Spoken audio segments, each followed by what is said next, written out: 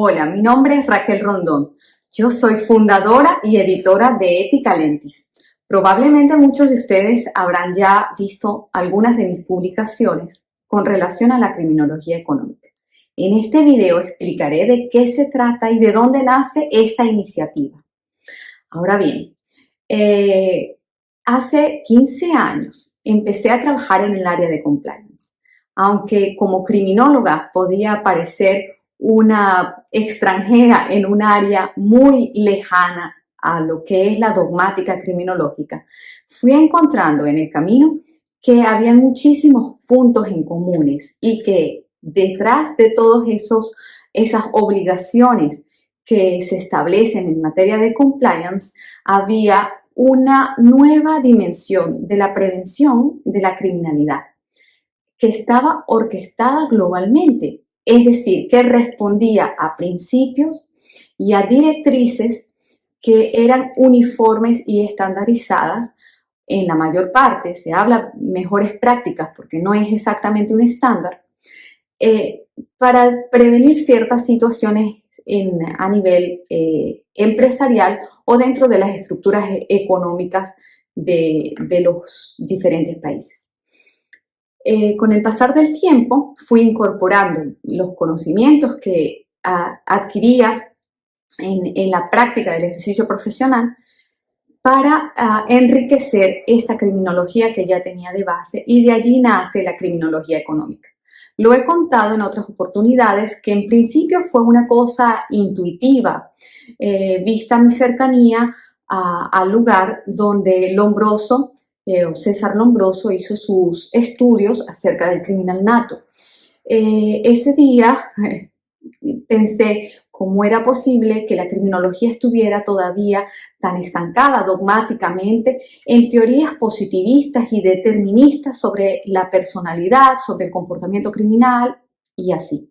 Entonces, tomé de la mano lo que había aprendido sobre la planificación estratégica situacional, donde el cálculo interactivo es de yo y el otro, donde yo planifico y el otro contraplanifica, para incorporar esto dentro de la criminología y agregar cosas muy básicas, como por ejemplo la importancia de los aspectos políticos, porque lo determinante es lo político y el eje estratégico o situacional es lo económico. Es decir, una criminalidad que estamos viendo se está moviendo dentro de este rango de lo político y lo económico, donde estos dos aspectos influyen consecutivamente en una espiral que va creando y condicionando los comportamientos que son disruptivos dentro de la sociedad, pero que afectan sobre todo en los aspectos económicos. En esto me refiero a cosas como, por ejemplo, la economía subterránea, que viene, el dinero ilícito que viene de las diferentes actividades, y es que de las actividades delictivas. Y es que cualquiera que se sienta a reflexionar un poco sobre la criminalidad comprende que al día de hoy la mayor parte de los delitos tienen detrás factores económicos muy fuertes. Es decir, están motivados por el ánimo de lucro o, cuando ocurren a un nivel mayor, por el ánimo negocialis, cuando ocurren a nivel, por ejemplo, empresarial. Esto no está desligado de los aspectos políticos, porque lo político influye en lo económico. Es decir, esa famosa mano invisible de la economía donde todo ocurre por el comportamiento autónomo del mercado, no es completamente así, ya que influye muchísimo la política económica y las decisiones que se toman a nivel de gobierno. Asimismo, hay algunos delitos cuyo énfasis en este cuadrante de la estratégico, donde lo determinante es lo político y el eje estratégico situacional es lo económico, muchos de estos delitos tienen aspectos políticos subyacentes muy grandes, como por ejemplo el terrorismo, y otros tienen puntos de equilibrio entre lo político y económico, como la corrupción. porque la criminología tradicional no se había ocupado de estos delitos. Eran los delitos olvidados de la criminología que estaban más pendientes de otros casos, por ejemplo, del serial killer, de otro tipo de problemáticas que existen en la sociedad, pero estos problemas sociales están más presentes con mayor frecuencia y tienen un impacto a gran escala dentro del aparato productivo de los países. Y a nivel de las corporaciones y a nivel de las empresas, no solamente estamos hablando de que el sector público sea el único que se encarga de tutelar la seguridad ciudadana, sino que a través, como lo hemos visto, a través de compliance, por ejemplo, se han delegado funciones específicas de tutela de ciertos principios básicos cuando algunos delitos irrumpen a la esfera política y socioeconómica de los países. Y estamos hablando de delitos, por ejemplo, como la legitimación de capitales o el blanqueo de capitales, que es un delito muy importante a considerar, ya que es el centro de gravedad de la acción de todos los grupos de delincuencia organizada. El obtener una ganancia ilícita y el reintegrar esa ganancia dentro de la economía, capitalizando sus propias organizaciones delictivas. La economía tiene muchas cosas importantes que aportar a la criminología a nivel de ciencia de análisis. Es decir, esta criminología económica que proponemos o que he propuesto a través de Ética Lentis busca integrar teoría económica, teoría política dentro de la criminología. Actualmente hay muchísimos estudios, por ejemplo, en economía, que tienen que ver con las decisiones de mercado, el comportamiento que las personas tienen al momento de tomar decisiones en escenarios de incertidumbre. Lo que tiene eso se conoce como criminología, economía del comportamiento. Y asimismo están, por ejemplo, las teorías de la economía de redes y cómo se organizan las estructuras con nodos específicos donde transfieren información y transfieren asimismo, forman parte del intercambio económico. La criminalidad no escapa de ese intercambio económico, de ese intercambio de bienes y servicios que ocurre dentro de otros actores de la economía. Por lo tanto, todo está conectado simbióticamente. ¿De qué trata la criminología económica? Fundamentalmente de esto. Es una base de estudio para la economía, donde lo determinante es lo político y el eje estratégico coordinador es lo económico. Y trata de integrar de una manera transversal diferentes ciencias de conocimientos. En este sentido, es un nuevo paradigma de la criminología.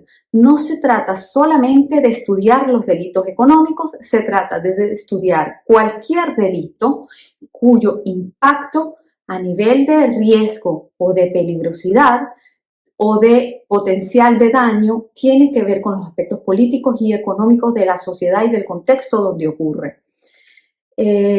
Existen muchísimos delitos que claramente son identificables dentro de esta cuadrante.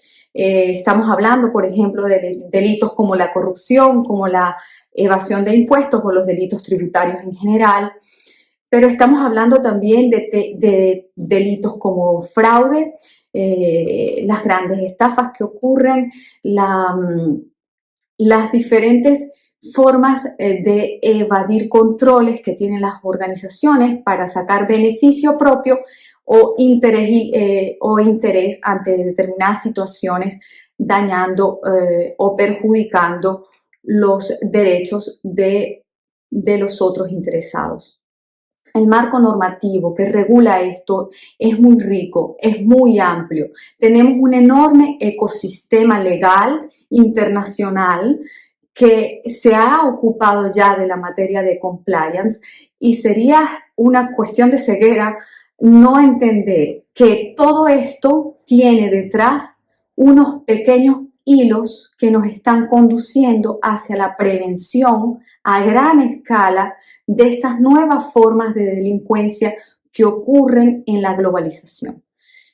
Las organizaciones criminales han tomado otras dimensiones hoy día. Es probable que en los tiempos del Lombroso no existían los grupos de delincuencia organizada transnacional como los tenemos hoy, así que se puede justificar que se haya ocupado de estudiar las características individuales de los criminales y de cómo, por ejemplo, algunos aspectos físicos que hoy también se estudian ya desde el punto de vista genético, por ejemplo, pueden afectar la incidencia o el nivel de peligrosidad de un individuo. Pero, ¿qué ocurre cuando estos individuos se unen a colectivos? ¿Y qué ocurre cuando estos colectivos se conjugan en un interés específico y ese interés viene, se convierte en un interés ilícito? Por ejemplo, los grupos de delincuencia organizada transnacional. Son multinacionales del crimen que están tomando dimensiones muy grandes y que de ese mismo modo están participando como un actor más dentro de la dinámica económica de los países. La Convención de Palermo en el año 2000, y estamos hablando de hace 20 años, ya establecía las bases en función de las cuales los diferentes países debían afrontar esta problemática. Parece increíble que al día de hoy todavía muchos países no han tomado en cuenta, por ejemplo, la responsabilidad penal corporativa que ya desde hace 20 años venía exigida por esta normativa, o que no ha tomado en cuenta la nueva exigencia, digamos, pública, notoria de la sociedad, que exige mayor transparencia en el ejercicio de las actividades económicas de las diferentes empresas. Y también a nivel administrativo, por ejemplo, los temas anticorrupción, y cómo la ética se ha vuelto hoy día el punto clave para la prevención de estos comportamientos que inician como comportamientos anómalos, comportamientos probablemente en contra de los deberes de cuidado, es decir, comportamientos que no son del todo encuadrables dentro de lo que se refiere a una política criminal o al derecho penal, pero son comportamientos que cuando se exponen a una mayor dimensión terminan derivando en comportamientos penales como tal y en conductas que son específicas, tipificadas dentro del ordenamiento jurídico de cada país. La criminología, a diferencia del derecho, no está departamentalizada, en el sentido que probablemente la mayoría de los que han trabajado en compliance tienen una formación jurídica muy importante que muchas veces tiende a ser limitante porque el derecho positivo tiende a establecer límites de departamentos, los aspectos prudenciales, los aspectos de obligaciones, aspectos de derecho civil, derecho laboral y derecho penal que difícilmente en la realidad se mezclan. Sin embargo, en compliance todo es transversal, es completamente transversal y todo está interrelacionado, porque la complejidad de los problemas actuales es exactamente de ese modo, está todo interrelacionado y eso exige que el compliance de hoy tenga una formación más integral, híbrida, con la capacidad de una visión 360 de todos los aspectos que debe cumplir, pero también de las consecuencias más allá de los aspectos puramente técnicos o normativos. Por ejemplo, les pongo un ejemplo muy sencillo y tiene que ver con el tema del reporte de actividad sospechosa. Comenzando en el área de compliance, una de las primeras tareas de las que me ocupaba era hacer el análisis de las operaciones sospechosas. Sabrán probablemente que esto está relacionado con los temas de blanqueo de capitales. Y sí, es cierto que se hace un análisis de intelligence de las actividades financieras del cliente para de allí determinar o no si existen elementos para sustentar un reporte de actividad sospechosa. El reporte de actividad sospechosa es uno de los primeros híbridos, y me tomo la libertad de usar esta palabra, pero es de los primeros híbridos que existen en materia de compliance, porque nace como una obligación de un deber de cuidado, de una revisión interna, de una autorregulación de lo que son mis clientes a nivel bancario, por ejemplo, que luego viene notificado a través de un reporte que no es una denuncia, es simplemente una señalación, es una noticia administrativa a un ente exterior que es la Unidad de Inteligencia Financiera, UIF, del país, de la jurisdicción donde se está actuando.